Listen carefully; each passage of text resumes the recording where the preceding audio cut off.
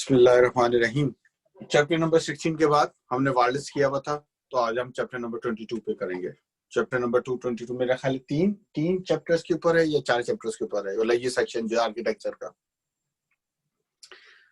ये बहुत छोटा टॉपिक है और मतलब बहुत सिंपल भी है। मतलब इसमें ज्यादा में टाइम नहीं लगेगा, मेरा ख्याल आधे घंटे में शायद हो जाए, क्योंकि इसमें कॉन्सेप्ट क्या है कि लैंड डिजाइन नेटवर्क्स कितने लेवल्स के होते हैं, हायरार्किकल लैंड डिजाइन। तो आप कहते हैं कि यार जो एक्सेस लेयर, डिस्ट्रीब्यूशन लेयर,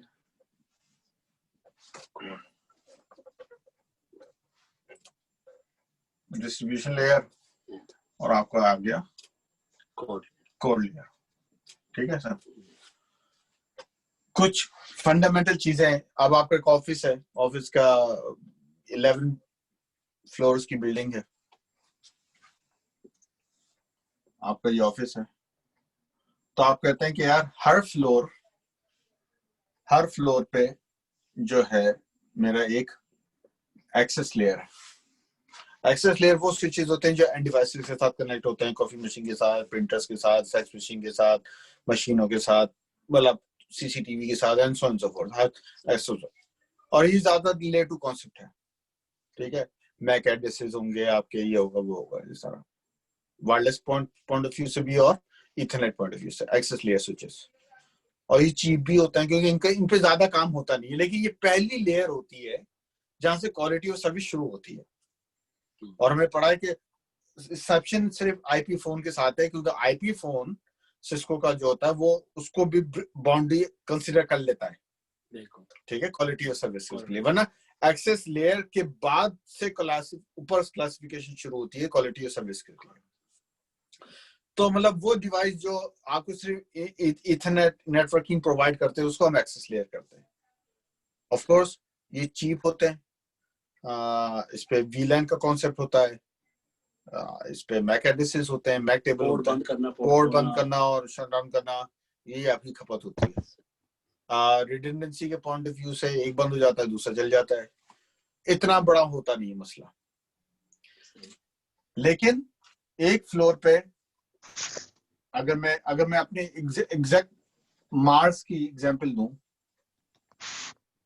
तो मार्स में हमने इस तरह डिफाइन किया हुआ था कि कॉर्पोरेट ऑफिस 3 फ्लोर पे था। तो सबसे ऊपर ऑफिस, उसके नीचे मिडिल ऑफिस, थर्ड में इंजीनियरिंग ऑफिस। इसके साइड की बिल्डिंग में 2 यूनिट्स थे। एक यूनिट था आपकी फैक्ट्री और एक था आपका डिस्ट्रीब्यूशन नेटवर्क, यानी कि जहाँ पे लॉरीज आती थी और कलेक्ट करती थी, और यहाँ पे एक फैक्ट्री थी। ठीक है, ये आपका कॉर्पोरेट ऑफिस था, सीओ। ये आपका मिडिल मैनेजमेंट था, ये आपका इंजीनियरिंग जहाँ पे सारा स्टाफ बैठता था, ये आपका रिसेप्शन, गेस्ट, और यहाँ पे डिस्ट्रीब्यूशन, और यहाँ पे आपकी फैक्ट्री। ठीक है, ये चल रहा था। जो आपके इंजीनियरिंग लेवल पे था उसमें हमारे पास थे 52 या 55 एक्सेस स्विचेस। तो तकरीबन 500 550 की थी। अब 550 लोग नहीं बैठते थे, लेकिन हर बंदे के पास लैपटॉप है, कंप्यूटर है। ठीक है, एक कैमरा लगा हुआ है, एक दीवार पे स्क्रीन लगी हुई है जो आईपी से कनेक्टेड है, मतलब जितने डिवाइसेस हैं, तो वायरलेस एक्सेस पॉइंट लगे हुए हैं। तो टोटल उस पूरे हॉल में 50-55 डिफरेंट जगहों पे एक्सेस स्विचेस लगे हुए थे। इसी तरह ऊपर तकरीबन 35 थे, सबसे ऊपर 15 थे। ये 55 एक डिस्ट्रीब्यूशन DS1 हम कहते थे, वहां जाके जमा होते थे। इसी तरह ऊपर के DS2 इसको हम कहते थे, और नीचे वाले को हम ऊपर वाले को DS3 कहते थे। ये स्विच ही था, ये भी DS, ये स्विचेस थे।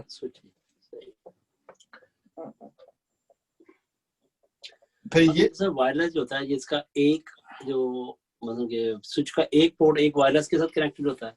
हाँ, स्विच का एक पोर्ट जो होता है एक वायरलेस कनेक्शन के साथ कनेक्टेड होता है। जी, क्योंकि उसको उसके जरिए कम्युनिकेशन। फिर वो डिस्ट्रीब्यूशन आपकी कोर सर्विस के साथ हुआ था, मतलब इस तरह आपको था। ऑफ कोर्स इनका अलग कोर था और इनका अलग कोर था, फॉर सम रीजन वो एक अलग कहानी, क्योंकि 8 फैक्ट्रियां थी तो 8 फैक्ट्रीज का जो नेटवर्क था वो एक था। 8 मार्स की 8 फैक्ट्रीज थी, 6 यूके में और 2 फ्रांस में। तो उनका फैक्ट्री का जो नेटवर्क था ना वो एक नेटवर्क था, उसका ऑफिस नेटवर्क से कोई ताल्लुक नहीं था, लेकिन फैक्ट्री टू फैक्ट्री नेटवर्क एक था। ठीक है, कॉर्पोरेटिव ऑफिस सबके अलग अलग थे, तो मतलब इतना मुश्किल नहीं था। लेकिन कॉन्सेप्ट ये था कि एक्सेस लेयर है, आपकी डिस्ट्रीब्यूशन लेयर है और आपकी कोड लेयर है। और बाय द टाइम आप समझ सकते हैं कोड लेयर पे आपकी राउटिंग और आपकी दूसरी चीजें बहुत चल रही होती है। ठीक है, आपके जो वीपीएन बनते हैं ज्यादातर डिस्ट्रीब्यूशन लेयर से बनते हैं। ठीक है, जरूरी नहीं आप कोर से बनाएं क्योंकि कोर पे बहुत ज्यादा लोड बन जाता है, सो फोर्थ। एक्सेस पे हम सारे स्विचेस लगाते हैं, लेकिन अब आप राउटर्स भी लगा सकते हैं, मल्टी स्विच जिसमें लेयर 3 कैपेबिलिटी भी है, उसको भी आप एक्सेस पे ला सकते हैं। और हम लाएंगे और पढ़ेंगे भी कि कहां और क्यों लाएं। तो वैसे कहने का मतलब है access layer, distribution, code layer. अब of course 80% of the enterprise इसमें से 2 लेयर होती है, कोर और एक्सेस, और इसको आप कहते हैं कोलैप्स्ड।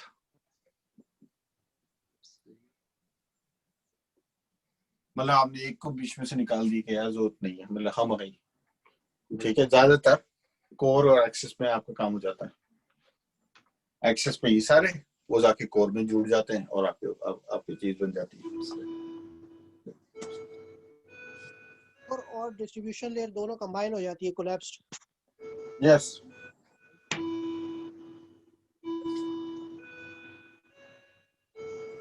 ये डेल भी भाई आ गए मुमकिन है। उसकी है, सॉरी। अब प्रॉब्लम का है, प्रॉब्लम ये है हमारे साथ कि जो लेयर 2 एक्सेस लेयर है उसका कॉन्सेप्ट ये है कि आपका एक स्विच है। ठीक है, आपका ये स्विच है, आपका एक ये मल्टी कोर स्विच है। यहाँ पे एसटीपी ऑन हो जाएगा, वो उसको बंद कर देगा क्योंकि एक्सेस लेयर तो सारे जुड़े हुए हैं आपस में। यहाँ पे आपको प्रॉब्लम ये आ जाती है क्योंकि स्पैनिंग ट्री प्रोटोकॉल हमारे शुरू के सब्जेक्ट में तो आपको फारी कर देते हैं। उससे एक प्रॉब्लम और होती है कि आपका थ्रूपुट भी चेंज हो जाता है आपके सारा। बस इसको कम करके पैर रख लो ना। नहीं बहुत तेज वाली भी ज्यादा। अब तो वो आपका एसटीपी है क्योंकि जो वीलैन 10 यहाँ पे भी है, 10 20 30 और वीलैन 10 20 30 यहाँ पर भी है। तो उसने क्या यार ये तो लूप बन रहा है, लूप को खत्म करने के लिए उसने एसटीपी ऑन कर दिया। इस चीज को दूर करने के लिए आप ले आए लेयर 2। नहीं वो तो आप उसको करने के लिए है, वो तो ईथर चैनल के तो बैंडविड्थ बढ़ाने के लिए है। ओह सॉरी, मतलब कि वो एसटीपी खत्म करने के लिए है, लेकिन हर जगह हम बैंडविड्थ नहीं चलाते। आप राउटेड मोड ले आते हैं, राउटेड मोड। और राउटेड मोड के लिए भी जरूरी है कि आपके पास जो स्विचेस हों वो लेयर 3 कैपेबिलिटी के साथ हों।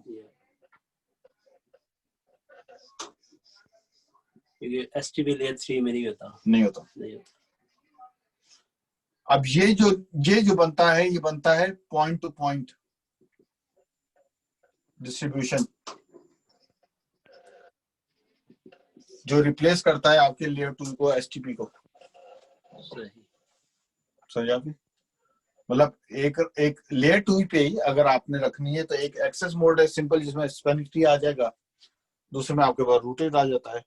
तो हम बेसिकली हमारे उसमें क्या होता था कि सारे एक्सेस को एक डिस्ट्रीब्यूशन से जोड़ा, बाकी को दूसरे उससे जोड़ा, चीजों को सबको उससे जोड़ा, वहां पे आपने राउटेड मोड लगा दिया, डिस्ट्रीब्यूशन लेयर पे, बिल्कुल सही।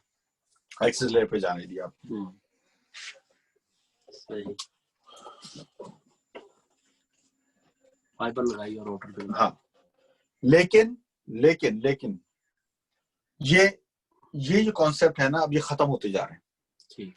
क्योंकि अब हम देखें, जब हम पढ़ तो रहे हैं, हम जा कहाँ रहे हैं, हम जा रहे हैं एसडी वैन की तरफ, ये SDN network, software defined network के ऊपर। सॉफ्टवेयर डिफाइंड की जो जर्नी है ना, उसमें लेयर 2 खत्म हो गया है। लेयर 2 को हम कहते हैं अंडरले। अंडरले होता है, आपके घरों में कारपेट होता है ना, कारपेट के नीचे होता है अंडरले। आप कहते हैं यार कोई भी अंडरले डाल दो, बस सही होनी चाहिए, कारपेट अच्छा होना चाहिए। पहले जो आपका कारपेट था वो लेयर 2 होता था, ठीक है। अब आपने अपने सॉफ्टवेयर डिफाइंड नेटवर्क मॉडल में जो ये सारे पोर्ट्स और एचटीपी और वीलैन वगैरह, ये सब अंडरले हैं, ठीक है। एक टीम मैनेज करती है उससे, लेकिन आपका उससे इंटरेक्शन खत्म हो गया। एज अ नेटवर्क इंजीनियर अब आप कभी भी लेयर 2 पे जाके कोई ना कॉन्फ़िगरेशन बनाते हो, ना आप स्विच को एक्सेस करते हो, आप सिर्फ लेयर 3 के ऊपर काम करते हो। लेयर 3 में आप लेयर 2 की भी इंफॉर्मेशन पास करते हो, वीएक्सलैन अभी हमने देखा है जी। लेकिन हमने अंडरले से हाथ उठा लिया अब, क्योंकि अब हमारी मंजिल है software defined network. Software defined network मतलब है मैं कोड लिखूं, वो कोड जनरेट हो, उस कोड से एक वर्चुअल मशीन तैयार हो, वर्चुअल राउटर, उस राउटर में इंस्ट्रक्शंस हो कि इसका क्या कंट्रोल प्लेन क्या है, इसका डेटा प्लेन क्या है, और वो खुद ही मैनेज करें।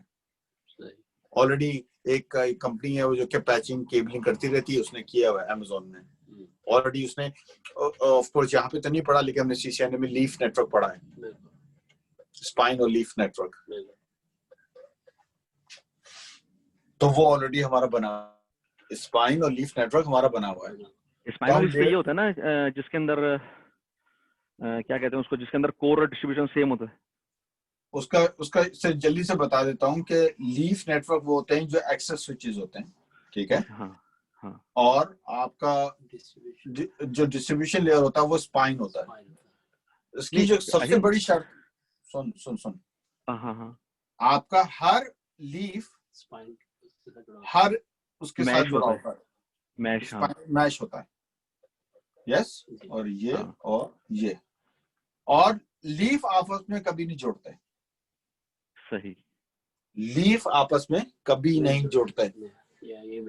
ये मेन है। अगर आपको ये समझ में आता है तो आप समझ लें कि आपको स्पाइन और लीफ नेटवर्क समझ में आ गया है। हाँ, लेकिन अगर फर्स्ट करो कोर की बात हो रही है तो कोर तो आपस में जुड़ते हैं, है ना? नहीं तो वो तो कोर ही है ना। नहीं, अगर कोर और डिस्ट्रीब्यूशन की बात हो रही है, सिंपल स्पाइन और लीफ की बात नहीं कर रहे हैं, सिंपल कोर एंड लीफ की बात हो रही है, तो कोर एंड डिस्ट्रीब्यूशन लेयर की बात हो रही है, तो कोर तो आपस में कनेक्ट हो सकते हैं ना? हाँ, कोर तो हो सकते हैं, हाँ, मगर स्पाइन और लीफ में नहीं हो सकते। हाँ, लेकिन उसकी वजह है ना, लीफ नेटवर्क वो है जो लेयर 2 है, ठीक है। तो अगर यहाँ पे स्पैनिंग ट्री वगैरह सब खत्म कर दी उन्होंने, कि इन्होंने बोला एक्सेस जोड़ो नहीं। देखो यहाँ पे हम क्या कर रहे हैं, हम एक्सेस को जोड़ रहे हैं। मैं पूछने लगा था कि यहाँ पे स्पैनिंग ट्री खत्म हो गया, क्योंकि वो प्रॉब्लम है ना। देखिए हमने ऑफिस नेटवर्क तो हमेशा एक हर एक्सेस स्विच आपस में जुड़ा हुआ है। नॉर्मली इस एक्सेस लेयर में हर एक्सेस स्विच एक दूसरे से कैस्केड है, सब डेजी चेन बने हुए हैं, ठीक है। और वो ऊपर एक डिस्ट्रीब्यूशन या कोर पे कनेक्टेड है।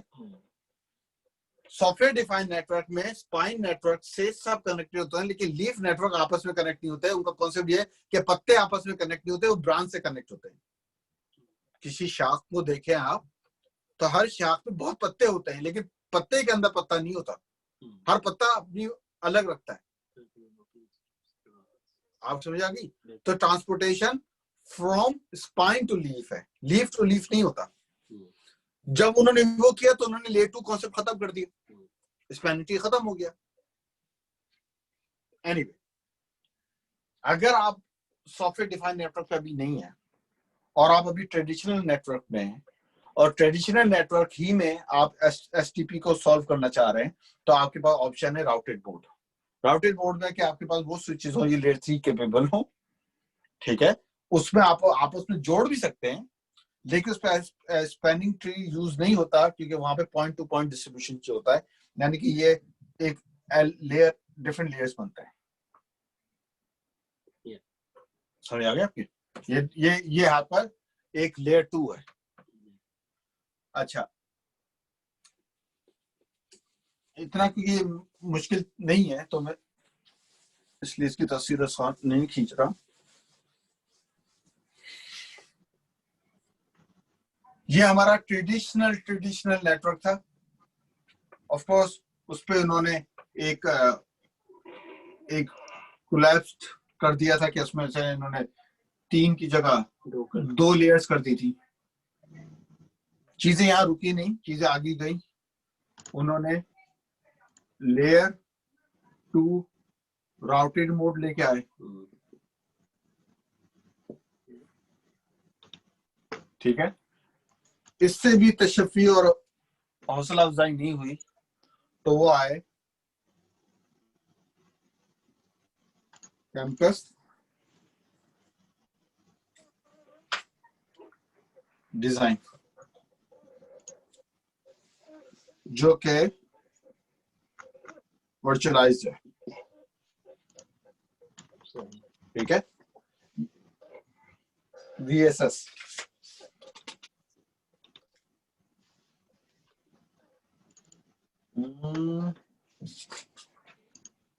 अच्छा, इससे पहले एक बात याद आई मुझे। जब आप लेयर 3 पे आते हैं और लेयर 3 से आपने एक स्विच को कनेक्ट किया, यस, और आपके पास एक और लेयर 3 का स्विच है,